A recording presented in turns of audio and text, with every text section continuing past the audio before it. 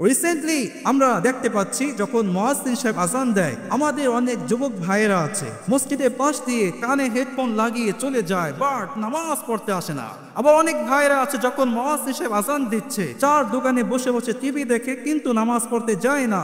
আবার অনেকে আছে যখন মুয়াজ্জিন সাহেব আযান দেয়, অনেক মা বোনেরা আছে আশায় বসে বসে মুভি দেখে নাটক দেখে কিন্তু নামাজ পড়তে চায় না। বুখারী শরীফের বর্ণনায় বিশ্বনবী সাল্লাল্লাহু আলাইহি ওয়াসাল্লাম মুমূর্ষু অবস্থায় পড়ে আছেন, কথা বলতে পারতেছেন না। সাহাবীরা হতাশ, নিরাশ, চিন্তিত, পেরেশানিত। বিশ্বনবী সাল্লাল্লাহু আলাইহি ওয়াসাল্লাম একটু কথা বললেন। ওই সময় তিনি বলেন, আসসালাত আসসালাত, আমার উম্মতরা তোমরা নামাজ ছেড়ে দিও না, নামাজের প্রতি উদাসীন দেখেও না।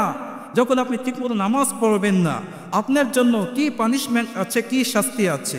এই প্রসঙ্গে কুরআনুল কারীমে 30 নং পারা 23 নং পৃষ্ঠায় সূরাতুল মাউনে 3 ও 4 নম্বর আয়াতে কারিমার মধ্যে আসছে, আল্লাহ রাব্বুল আলামিন বলেন, ফাওয়াইলুল লিল মুসাল্লিন আল্লাযীনা হুম আন সালাতিহিম সাহুন الذين هم يراءون ويمنعون الماعون.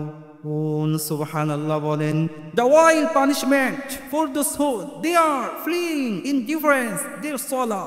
রব্বুল আলামিন বলেছেন, ওয়াইল নামক শাস্তি হচ্ছে ওই সমস্ত মুসল্লিদের জন্য, ওই সকল নামাজি ব্যক্তিদের জন্য, ওই সকল লোকদের জন্য যারা নামাজের প্রতি উদাসীনতা বোধ করে, ঠিক মতো নামাজ পড়তে চায় না।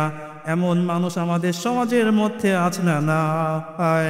তাই যারা ঠিক মতো নামাজ পড়বে না, এদের জন্য রয়েছে জাহান্নামের ওয়াইল নামক শাস্তি। কাইফা আযাবুল ওয়াইল, হাউ দ্য ওয়াইল পানিশমেন্ট।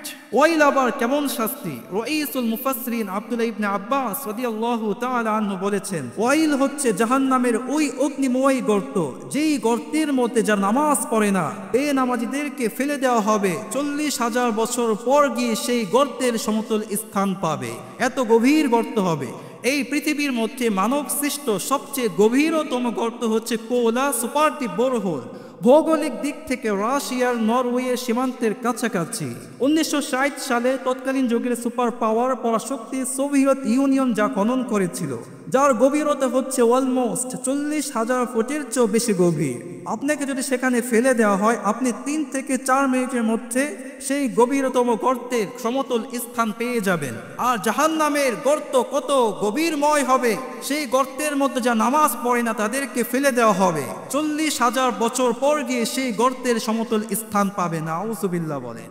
আজ যদি আমাদের যুবকগুলো ঠিকমতো নামাজ আদায় করত, আজ যদি আমাদের যুবকগুলো ঠিকমতো নামাজ পড়তো, তাহলে এই বাংলাদেশের মধ্যে কোনো যুবক চাঁদাবাজ হতো না, কোনো যুবক টেন্ডারবাজ হতো না, কোনো যুবক সন্ত্রাসী হতো না। চিল্লায় বলেন ঠিক কিনা?